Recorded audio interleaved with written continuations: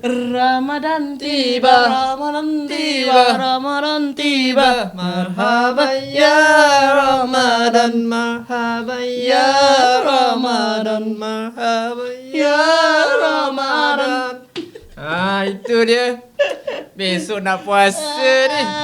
Assalamualaikum. Assalamualaikum. Yes. Sebelum kita ni apa-apa, kita introduce lah diri kita dulu ya. Ken. Nama saya is Nek Yu. Dan nama saya adalah Tok Dan. Yeah. Are you ready for puasa? Sudah sedia ni Nek Yu. I dah lama sedia. I tengah tunggu ni puasa-puasa ni. Tak sabar nak 100 days countdown. 100 days lama kau tunggu? That's how people do this. Betul ke? Yeah. Sampai menjaga aku tak masuk mulut. Berbulu-bulu Berbulu-bulu janggut. Aduh. Tapi sebelum tu, mari kita buat amanah kita lah. Ya saya. Untuk memberitahu kepada anda semua yang Nur Ramadan series ni sponsored by siapa ayo? Firdaus Z. Oh, itu dia. Punyalah handsome. Aduh, handsomenya ni Dah Firdaus. kahwin belum Dah kahwin dah. Jangan menggatal ni you. Tanya je. Tapi handsome. Ni, kalau nak dapatkan rumah, nak cari rumah, nak beli rumah, nak jual rumah, apa-apa pasal rumah lah, hubungilah Firdaus Z. Di Facebook dia mana? Firdaus Z. Dia punya IG kat mana? Firdaus Jack. Dia punya YouTube kat mana? Firdaus Z. Dan kalau anda mau menelefonnya, nombornya adalah 94592866. Kalau bahasa Melayu, kita cubalah 94592866. Dah macam lucky draw. Dah macam radio kat DJ. Aduh. Radio kat DJ tau, bukan DJ kat radio Tak apalah, kita try. Kita try. Ni, correct. kita nak tahu ni episod nombor 1 ni pasal apa ni Ayu? Okay, so our first episode is called Marhaban Ya Ramadan. Oh. Okay, so our ustaz and also Syahid. If you're wondering, where's Abang Syahid? Where's Abang Syahid Abang Syahid. Abang Syahid. Abang Syahid is with our ustaz. Okay, they diorang will dekat talk. Diorang kat studio sana Correct, dekat studio. Okay, kita kat sini. Diorang tengah ni lah prepare make-up lah. Yes. Diorang tengah prepare songkok lah, baju lah, Semua. kuih lah, semua lah tengah standby lah Good untuk looking. menghiburkan anda semua. Yeah. Oh. Okay, what will they talk about? Okey, dalam episod ni kan, saya dengar-dengar lah diorang akan touch on the topic of the history of Ramadan. Nek you tahu tak dia punya sejarah? Don't know. I tak tahu the history of Ramadan. I know Ramadan we pause. I pun tahulah, I cuma tahu tak makan, tak minum. Tidur. Bila pukul 7 dah maghrib azan, makan. Buka. Yes. Itu je lah yang kita tahu Okay, but not only that, they don't only cover the history, they also cover the syariat. Yes, the dalam tu. Baik lah dia. Syariat of Ramadan. Syariat Okay. ni adalah seperti hukum-hukum Yes, correct. And also what can we do during Ramadan? The sunnah-sunnah. Jadi dia akan juga touch on the sunnah-sunnah Nabi Rasulullah SAW ya. Apa yang kita boleh lakukan. Itu dia. Waduh. Abang Syahid. Ini Gagap, dia. tampan. Kalau nak tahu mana Abang Syahid kita dengan ustaz-ustaz. Abang Sado ni semua tahu. Ada kat sini ya, tengah prepare. Wah, baju lawa ni. Macam dah nak raya pula Kita dorang. pun ada air lah. Kita pun raya lah. Nanti jadi bila diorang dah standby, diorang dah sedia kan, nanti producer akan bilanglah kepada kami untuk dorang semua dah start. Kita dah boleh dengar lah. Dengar ceramah diorang. Producer. Dah boleh mula? Producer kata dah boleh mula. Okey. Abang so Syahid. kita nak give it away. Abang Syahid, silakan. Silakan. Assalamualaikum warahmatullahi wabarakatuh. Terima kasih Ramdan dan Ayu. Banyak betul korang celoteh Aku dari tadi tunggu sini nak start tau. Korang berbual je Okay, baiklah, selamat datang ke episod pertama Nur Ramadan, di mana dalam siri ini kita akan mengupas dan merungkai isu-isu berkenai dengan bulan puasa lah, dari segi hukum hakamnya, amal ibadahnya, sejarah dan signifikasinya. Apa aku berbual? Signifikasi. Maaf tersasul. Dan dalam 5-6 episod ni lah kita akan berbincang semua pasal Ramadan. Jadi yang akan bersama saya untuk merungkai semua topik-topik mengenai Ramadan, tak lain dan tak bukan, saya memperkenalkan inilah kita punya residen Azatiza, di mana bukan saja di bulan siri Ramadan ni saja, mereka juga akan bersama kita untuk dalam 5-6 bulan ni lah. Kita sudah melakarkan, Aira Media telah melakarkan beberapa program, dan Nur Ramadan ni merupakan program yang pertama. Jadi kita mengambil kesempatan ini untuk berkenalan lah dengan kita punya Azatiza kita, memandangkan ni yang pertama episod pertama mereka bersama kita. Jadi siapa yang nak pergi dulu? Pergi dulu. Nak saya pergi. Yang umur lanjut dilanjutkan dulu. Oh yelah, saya orang tua. Baiklah, Assalamualaikum warahmatullahi taala wabarakatuh. Apa khabar semua? Hai. Hello, hai. Oh ya, sedia maklum ya, nama saya Adik Zuhaimi. Ini memang nama betul saya. So biasanya orang akan panggil saya dengan gelaran Ustaz Adik lah. Okey. Saya ni dah umur. Jadi sebab tu kena cakap dulu. Okey, saya dulu belajar di Malaysia dan saya berkhidmat lama di Masjid Darul Ghufran, hampir lebih kurang 20 tahun lah. Lebih kurang begitulah ya. Dan alhamdulillah kali ni saya dapat peluang untuk berada di sini. Dan insya-Allah lah saya akan cuba berikan tazkirah yang terbaik untuk anda semua. Semoga anda semua terhibur. Boleh tak? Bukan main Ustaz Fatah pula. Cakap Ustaz Fatah. Okey, baik. Bismillahirrahmanirrahim. Assalamualaikum warahmatullahi wabarakatuh. Kepada penonton, tuan-tuan, puan-puan yang ada di sana, di mana sahaja anda berada, apa khabar semua? Sihat? InsyaAllah tak lama lagi kita akan masuk Ramadan ni. Jadi macam mana persediaan kita? Baik, mudah-mudahan persediaan kita daripada sudut rohani, jiwa kita, spiritual, fizikal kita semuanya mantap. InsyaAllah, mudah-mudahan. Baik, saya pula kalau tadi namanya nama Adik Zuhaimi kalau saya pula nama yang betul Abang Adik nama yang betul Fakhruddin Amin Fakhruddin Amin dekat IC, tak payah tunjuk pasal tu PDPA. Okey. Tapi nama gelaran ni kalau sampai video ni kepada Malaysia, minta maaf tapi ni memang betul nama gelaran yang dah digelarkan daripada kecil lagi, kerana biasalah kalau orang dulu kan ada bila apa orang kata tu nama tak sesuai, sakit, jadi perangainya kurang namanya sakit lah gitu jadi ditukarkan nama kepada Abdul Fattah dan gabungkan dengan nama bapa Amin, maka jadilah Fattah Amin ya. Saya dengan Ustaz Adik Zuhaimi ni umur tak jauh sangat lah. Kalau dia dah masuk berapa? 41. 4 series. Saya alhamdulillah baru masuk 2 series. 2 series kalau tak tahu malu lah. Tapi tak jauh beza lah dengan Ustaz Adik. Baik, dan saya belajar di University Al-Azhar dan sekarang saya bertugas di Masjid Darul Ghufran semenjak 2011 dan di situ juga saya kenal Ustaz Adik Zuhaimi dan sekarang masih lagi di Masjid Darul Ghufran dan ditambahkan lagi tugasan yang begitu berat, iaitu tugasan mengahwinkan orang, menikahkan orang lah, bukan mengahwinkan lain, bunyi lain sikit jadi kita nikahkan orang lah, yang orang kata sah-sah tu kita lah antara salah satunya. Itulah sedikit sebanyak tentang diri saya. Nak kahwin tak? Oh, cukuplah satu. I love you sayang. Takut tu. Ni takut. Bini dia ada kan balik tidur luar nanti. Okeylah. Baiklah. Terima kasih Ustaz-Ustaz kerana memperkenalkan diri anda berdua. Diorang mesti fikir Fattah Amin yang selebriti tu Kali tengok ni Fattah Amin lagi baik kan Ustaz. Okey, baiklah. Besok kita dah nak sambut bulan Ramadan InsyaAllah. Pejam celik. Just sekejap gitu Betul. Jadi apa yang selalu persiapan yang Ustaz dua selalu buatkan bila nak sambut bulan Ramadan ni? Ustaz Adik? Oh, saya. Awak dulu lah, awak dulu. Okey, persiapan bila masuk bulan Ramadan, kalau kita sebagai petugas di masjid ni kan, kita rasa bila masuk bulan Ramadan tu IC kita dah standby. Address rumah tukar kepada address masjid. Jadi itulah kita sebagai petugas masjid kan. Kira 24 jam lah. Mostly nak dekat 24 jam di masjid, kita nak kena pantau subuhnya lain, sahurnya lain, bukanya lain, tarawihnya lain.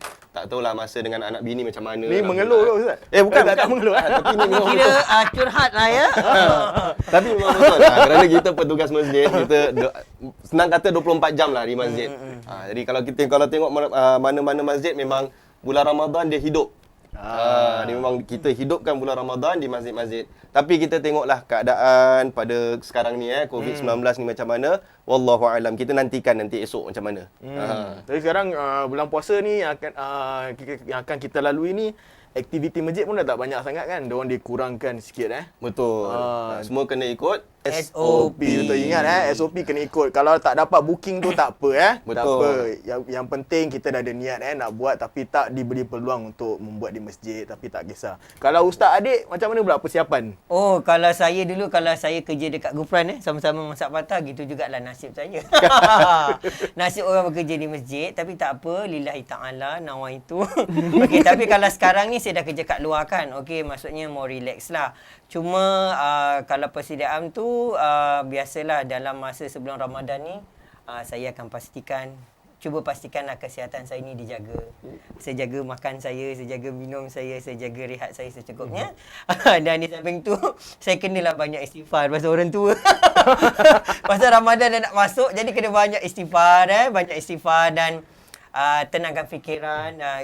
Pastikan yang kita bersedialah secara fizikal, secara rohani untuk menyambut kedatangan bulan Ramadan. Walaupun mungkin orang yang bekerja di masjid very busy, orang yang kerja di luar pun very busy, tapi ingat kat dalam kita punya fikiran, dalam hati kita akan menempuh satu bulan yang sangat diberkati oleh Allah. Tak nak, mahu atau tak mahu, kita akan menempuh bulan ini dan kita sahut cabaran Ramadan ini dengan minta pertolongan Allah SWT supaya kita dapat beribadat dengan sebaik-baiknya. Kira ni kali Ramadan tak ada tarawih cup Tak adalah, terawih sendiri lah ya. Kalau tak lepas habis tarawih main bola lah betul. balik rumah peluh-peluh, habis kena azan dengan mak. Okey, baiklah, bagi episod pertama Nur Ramadan ni, kita akan merungkai ilmu-ilmu asas bulan puasa ni lah. Mungkin kita selalu melalui puasa, tapi kita tak tahu apakah sejarahnya, bilakah syariatnya diturunkan, amal-amal yang digalakkan di dalam bulan puasa ni. Jadi saya ingin bertanya kepada Ustaz Fatah, bilakah syariat puasa ni diturunkan dan kenapa kita sebagai umat Islam kena berpuasa? Okey, baik. Bismillahirrahmanirrahim. Untuk menjawab soalan pengacara ataupun MC MC ke? Besok saya MC. Moderator kita Ustaz Syahid. Tak, belum. Saya bukan ustaz Saya belum ustaz. Doakanlah insya-Allah satu hari Baik.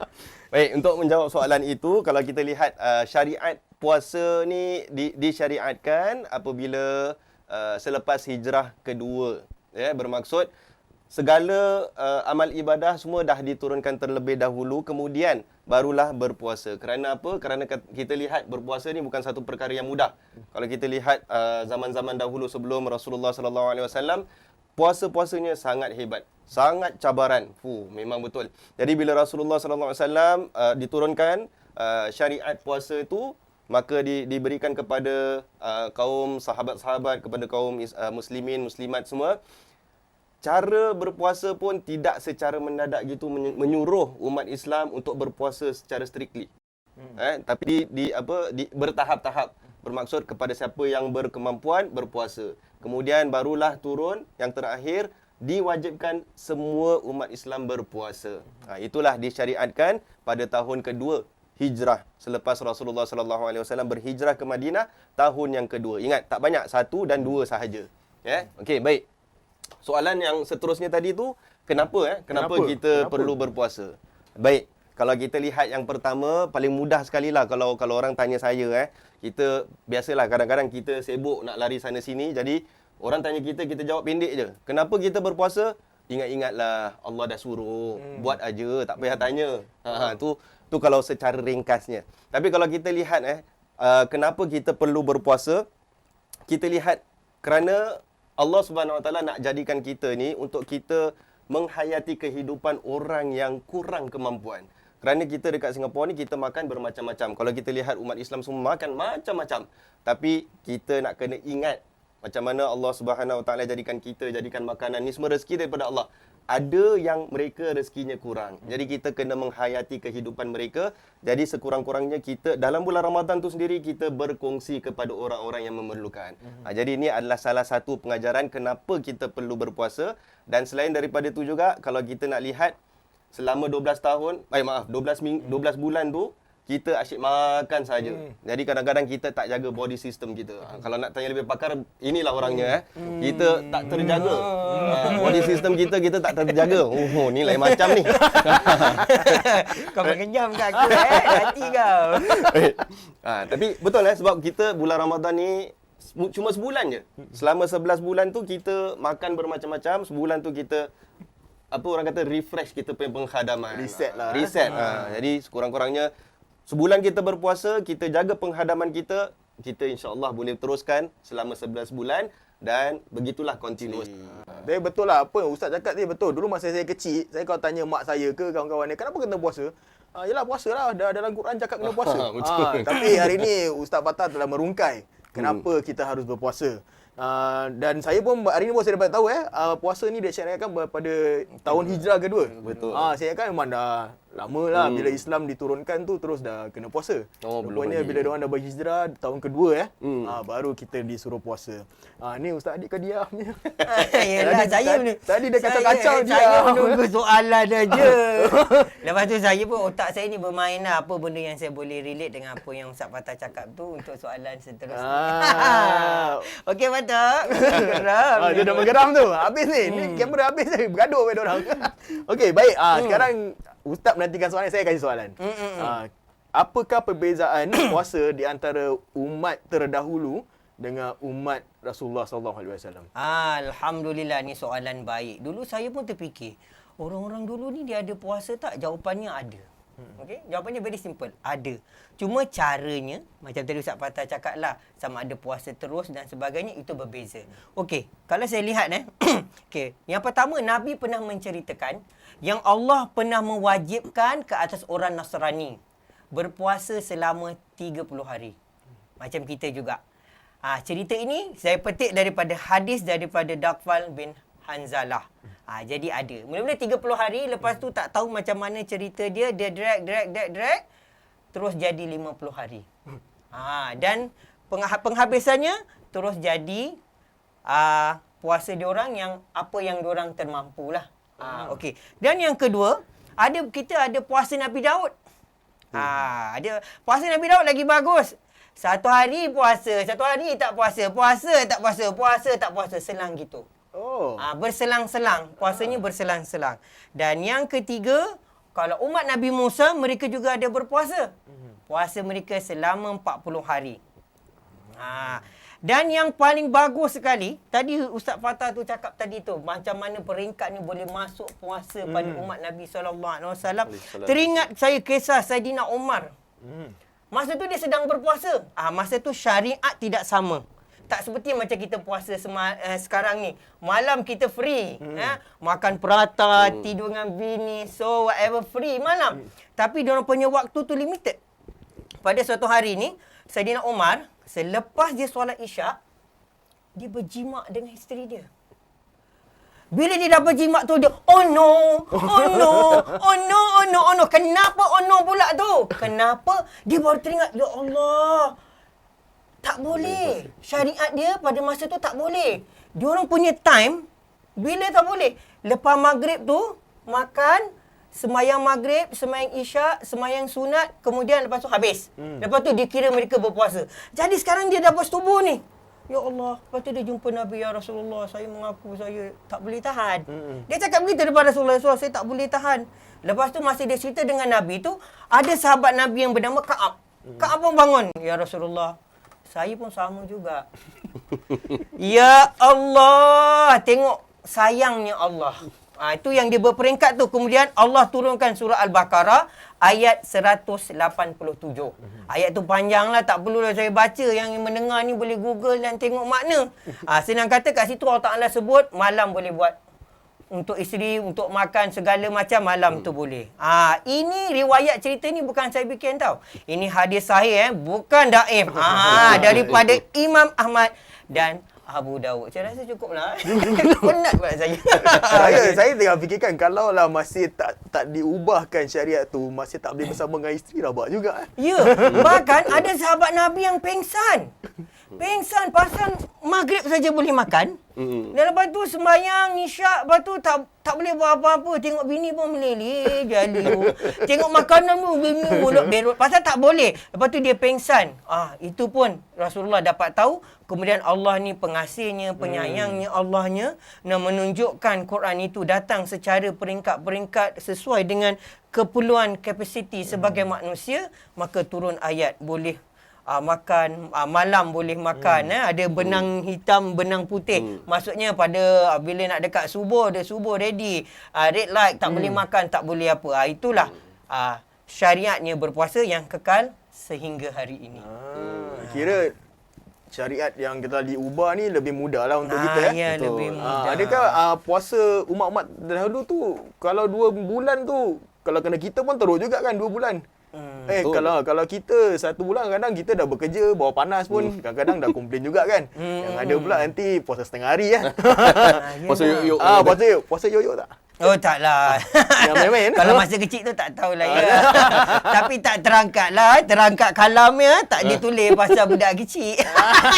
Belum balik. Kalau dah balik kau minum boleh tulis di malaikat. Tak terangkat kalam malaikat tu untuk menulis. Tetap menulis kerana sudah balik kan. Tak puasa, curi air, minum segala bagai ditulis oleh malaikat. Pernah curi ni? Masa kecil maybe kot. Diampunkan oleh Allah lah tu semua. Tak ambil kira budak lagi. Biasalah kita tengah budak-budak macam-macam kita lalui kadang-kadang. Kata orang learn from mistake you know. Learn from mistake. Kalau tak buat mistake you tak tahu betul tak Fatah? Itulah kita masa kecil kita belum faham syariat dan kenapa kita kena berpuasa macam hari ini penonton sendiri dah mendengar kenapa kita berpuasa, kenapa kita disyariat untuk berpuasa. Jadi dan kisah yang dikongsi oleh Ustaz Adil juga amat menarik menunjukkan betapanya Allah sayang kepada kita. Allah sayang kepada hamba-Nya sampai dia mengubah syariat tu untuk menyenangkan lagi-lagi untuk mereka yang sudah berkahwin Memang betul saya kalau saya tak boleh tahan 1 bulan. Mati bini saya dengar. Okey, baik. Sekarang Ustaz Fatah ni saya nak tanya. Okey, ni bulan puasa ni memang digalakkan untuk kita melebihkan amal ibadah kita daripada solat tahajud, solat qiyam, tarawih sampai ke membaca-baca Al-Quran. Jadi apakah amal yang amat digalakkan di dalam bulan puasa untuk kita lakukan? Okey, baik. Soalan yang sangat baik. Amalan sebenarnya kalau kita lihat amalan harian kita dalam bulan Ramadan kita jangan hentikan. Bermaksud bukan sahaja kita fokus pada bulan Ramadan, amalan-amalan di bulan Ramadan, tapi amalan harian kita kena teruskan seperti solat fardu semua memang kena. Tak guna kalau awak puasa tapi tak solat fardu. Pasal tu memang solat harian kita yang kita perlu laksanakan dan itulah soalan yang akan ditanya, yang paling pertama sekali yang akan ditanya oleh Allah Subhanahu Wa Taala. Jadi amalan harian kita yang kita dah lakukan secara konsisten pada luar Ramadan, kita teruskan. Itu yang pertama. Yang kedua, amalan-amalan tambahan di dalam bulan Ramadan. Kalau kita lihat Ramadan ni kira bonus tau. Memang kita setiap kali kerja bulan 12 kita ada bonus kan. 13 month bonus, kadang-kadang ada performance bonus. Tak ada. Saya tak ada. Saya pun tak dapat. Tanya bos lah, bos. Alamak, kalau ni nak kena minta nanti. Tak apa kita syarahkan bos ni. Baik. Jadi Ramadan ni adalah bulan bonus. Bulan bonus ni bermaksud setiap hari kita lakukan amalan kita dan bulan 12 ni kita lebihkan daripada amalan kita. Antaranya amalan-amalan yang Allah Subhanahu Wa Taala galakkan pada bulan Ramadan, antaranya of course lah kita bulan Ramadan kita kena berpuasa. Di luar bulan Ramadan nak puasa silakan, tu kira semua puasa sunat. Tapi dalam bulan Ramadan puasa itu adalah wajib. Itu amalan yang pertama kita kena lakukan. Jangan kita masuk bulan Ramadan kita anggap bulan Ramadan tu bulan yang biasa. Bulan Ramadan ni adalah bulan yang Allah nak bagi bonus kat kita. Jadi antaranya kita kena berpuasa. Kemudian kita hidupkan malam kita. Bukan dengan cari isteri kita, tidak. Itu lain. Malam kita hidupkan malam kita dengan kita lebihkan suka dia, bapak dia suka. lebihkan salat sunat. Salat sunat dengan isteri itu yang terbaiknya. Boleh lah. Boleh Ustaz Adil. Jadi malam tu kita ada lakukan solat tarawih, solat witir, kemudian solat tahajud. Dan solat tahajud ni adalah solat yang paling digemari selepas solat fardu. Jadi dia punya kelebihan memang sangat banyak. Apatah lagi pada bulan Ramadan. Memang sangat tinggi dia punya ganjaran dia. Baik. Alright.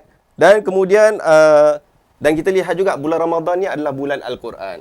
Jadi kita kena hidupkan, spiritkan Al-Quran itu di dalam jiwa kita, maka kita perlu membaca Al-Quran. Dan banyak lagi, antaranya juga bersedekah di bulan Ramadan, seperti mana Rasulullah sallallahu alaihi wasallam, dialah orang yang paling pemurah sekali pada bulan Ramadan.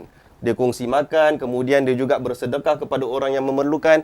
Jadi ini adalah amalan-amalan yang sangat digemari ataupun yang sangat-sangat dianjurkan untuk kita laksanakan pada bulan Ramadan. Selain daripada itu, seperti sahur. Sahur juga kita kena bangun sahur. Sebab kalau kita tak bangun sahur, sebab Rasulullah sallallahu alaihi wasallam kata pada sahur itu ada barakah. Jangan kita lepaskan, kumpulkan barakah itu, kita tak dapat, maka sia-sialah Ramadan kita. Jadi itu sahur dan juga iftar. Iftar jangan kita lewatkan, kita kena mempercepatkan iftar. Sebab kita dah 12 jam rasa perut kosong kan. Itu yang sebaik-baiknya kita kena mempercepatkan. Kan? Dalam bulan Ramadan juga, ada satu amalan yang wajib yang kita perlu lakukan, iaitu membayar zakat fitrah.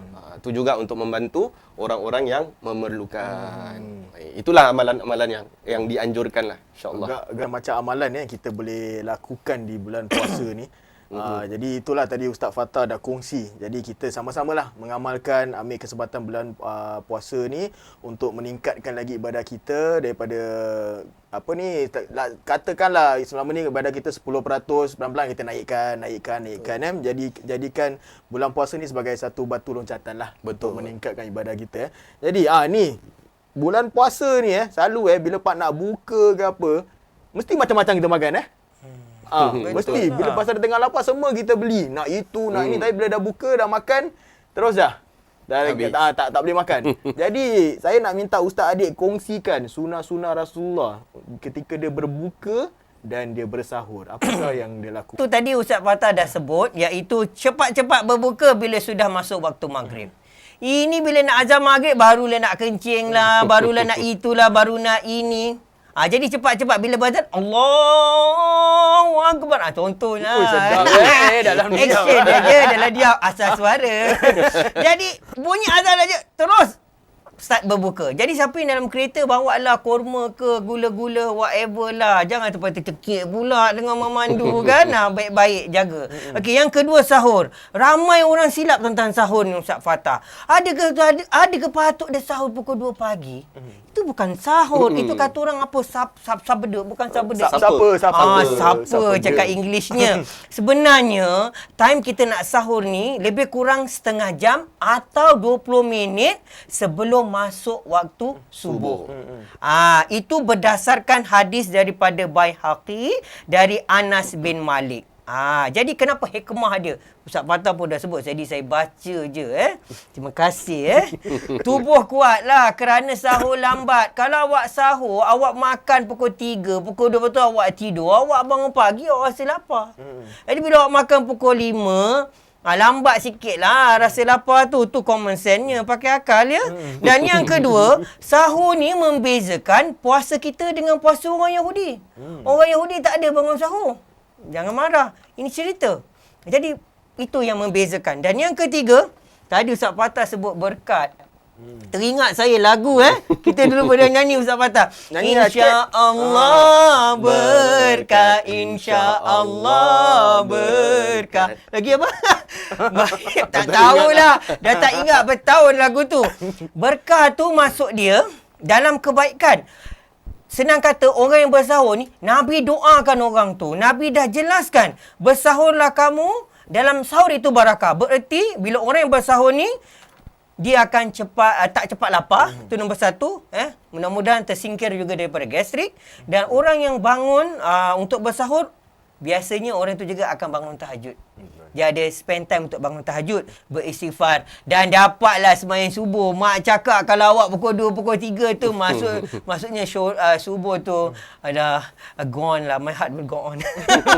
Okey, yang ketiga berbuka. Saya speed cepat-cepat, takut masa tak cukup. Orang timer semua tengok. Bila nak buka bunyi Allahu Akbar, Allahu Akbar. Ambillah korma atau air. Paling bagus korma. Kerana korma ni ada serat. Tu serat fiber, cakap English lah. Ada vitamin, ada kalsium, fosforus dan ferrum. Itu daripada Dr. Hazizah Hamid, seorang pakar universiti di pertanian Malaysia.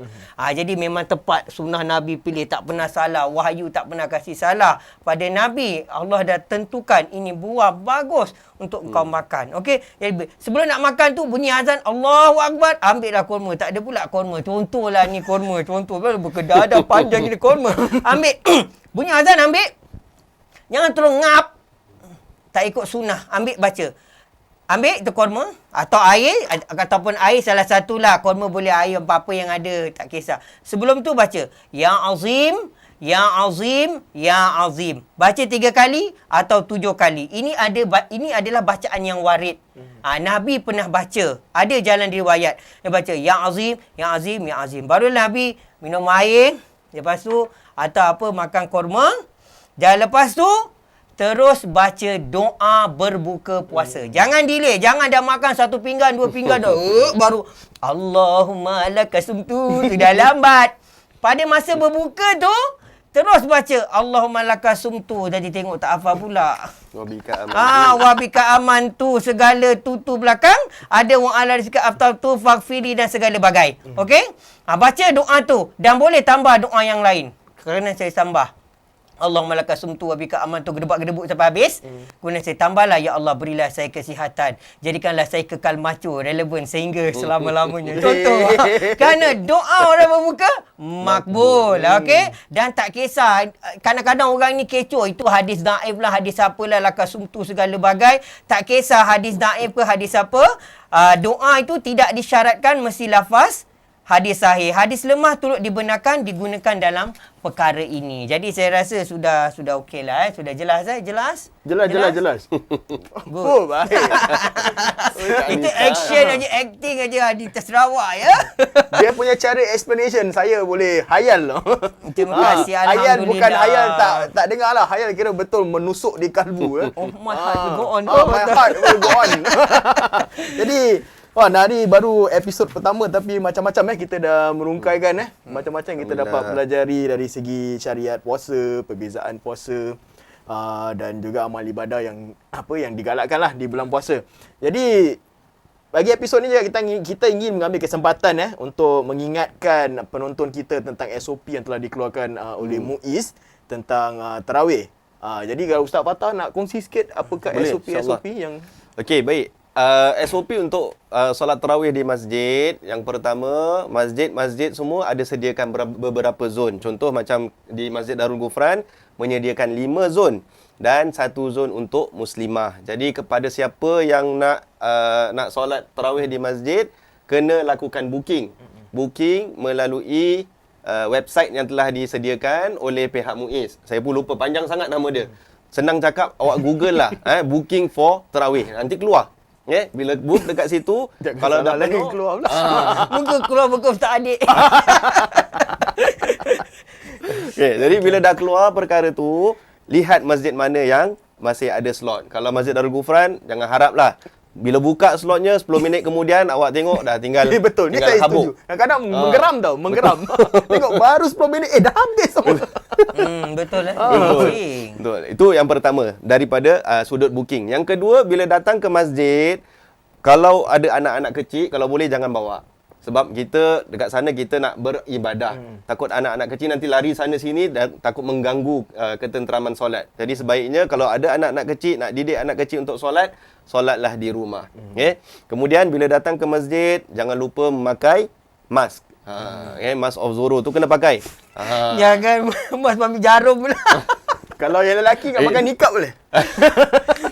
Nikab yang bersesuaian. Bersesuaian. Kadang-kadang ada Spiderman kan, kadang-kadang ada yang muka mulut tu semua. Tapi jangan sampai dia mengganggu orang lain. Sebab kadang-kadang tengok orang ni berjauh, ni pakai mask senyum je lain macam je.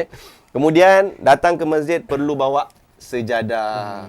Ni hikmahnya kenapa dalam COVID-19 ni kita bila nak ke masjid kita selalu bawa sejadah, bermaksud kita sentiasa ingat solat kita. Jadi pergi ke mana-mana bawa sejadah. Ada sejadah tak sekarang? Ada. Tak bawa lah Ada. dalam beg. Ada. Okey. Jadi tu perkara ataupun alat-alat yang perlu dibawa ke masjid apabila nak tunaikan solat tarawih. Jadi itulah sedikit sebanyak SOP yang telah dilakarkan oleh MUIS. Jadi kalau kita tak dapat slot tu tak kisahlah. Kita Betul. boleh ambil kesempatan ini untuk menjadi imam untuk kaum lelaki, menjadi imam tarawih di rumah. Kadang-kadang kita ni bulan puasa, kadang kita selalu tarawih kat masjid, tapi di rumah anak bini kadang pun tak tarawih, kita tak tahu kan. Kita sibuk mengejar nak jemaah kat masjid, tapi anak bini sendiri tak tarawih. Jadi ambil kesempatan ini untuk menjadi imam lah di masjid. Itu yang terbaik imamkan ahli keluarga sendiri Yalah, Betul. yalah, itu mustahak. Jadi alhamdulillah banyak benda yang kita telah pelajari hari ini. Jadi masa tak mengizinkan Betul hari banyak betul topik kita berbual. Jadi insya-Allah kita akan jumpa episod minggu hadapan. Dengan itu kami ingin mengucapkan selamat menjalani ibadah puasa. Semoga puasa anda diterima dan semua berjalan dengan lancar dan semoga anda semua sentiasa dalam keadaan sihat dan selamat. Ustaz ada apa nak cakap kata-kata akhir?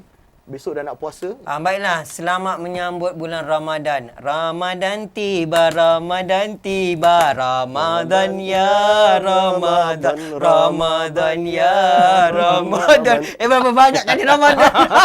Selamat menyambut bulan Ramadan Happy sambil beribadah, ingat pada Allah Taala, jaga kesihatan, tanamkan azam untuk melakukan ibadah dengan sebaik-baiknya. Sentiasalah harap keampunan Allah, rahmat Allah sangat luas. Ingat itu ya. Snap ni. Ustaz Fatah. Baik. Cakap sikit. Okey, apa yang saya nak cakap ni? Ambil. Pasal tadi dia bagi, saya pun nak. Okeylah, Abah. Okey. Baik, apa yang saya nak katakan, set. Yang penting kita set bulan Ramadan ni apa yang kita nak. Yang Rasulullah dah ajarkan kita, apabila kita melakukan amal ibadah di bulan Ramadan ni dengan penuh keimanan, dengan penuh mengharapkan dihapuskan segala dosa, Amin. maka Allah Subhanahu Wa Taala akan ampunkan segala dosa kita. Jadi itu jadikan satu objektif yang sangat utama dalam bulan Ramadan, kerana bulan Ramadan ni adalah bulan yang bonus untuk kita sebagai kaum muslimin dan juga muslimat. Alhamdulillah. Jadi baiklah, selamat berpuasa dari sekali daripada saya, dan dengan itu Cakap Ramadan tiba. Yalah, saya fikir nak nyanyi balik. Saya nak nyanyi juga tapi dia dah Ramadan nyanyi. tiba. Nanti tadi Ustaz Fatah gini dia dah cakap curi. Nanti saya nyanyi dia cakap saya curi juga. Tak apalah. Mencuri ilmu tak apa Okey, baiklah. Kita akan jumpa minggu hadapan, dan untuk masa ni saya serahkan anda kembali kepada Ramdan dan Ayu. Dengarlah apa dia nak celoteh. Dengar, layankan je lah, layankan je. Okey, kita jumpa lagi. Itu dia Abang Syahid kita, dan dengan Ustaz Adik, dengan Ustaz Fatah. Seronok betul mereka berbual Ya, kelakar sih. Saya tak sangka Ustaz Adik ni kelakar gila Kelakar. Aduh. Nah, I cannot stop laughing kat sini. Itulah, tapi dia punya inti dia dalam konten dia betul punya kan, saya pun tak Bermakna, like very knowledgeable. Saya pun tak tahu tau yang bulan puasa ni jatuh ke second hijrah I also didn't know. Ah. I pun tak tahu. I pun tak tahu saya. I learn a lot from them. Ya, from that 20 minutes video, alhamdulillah kita dapat ilmu-ilmu yang kita boleh bawa bermanfaat lah pada bulan puasa kita Boleh share dengan anak cucu kita. Tapi itulah, bila dengar pasal Ustaz Adik berbual yang Ustaz Fatah ni, dulu punya puasa lain ya you. Lain. Teruk juga, berat tau. Berat Puasa tau. seorang. Mereka ni bukan sekadar tak makan tak minum, tapi bila dah buka tak boleh apa? Tak boleh bersentuh. Tak boleh tahan nafsu bersentuh. dorang.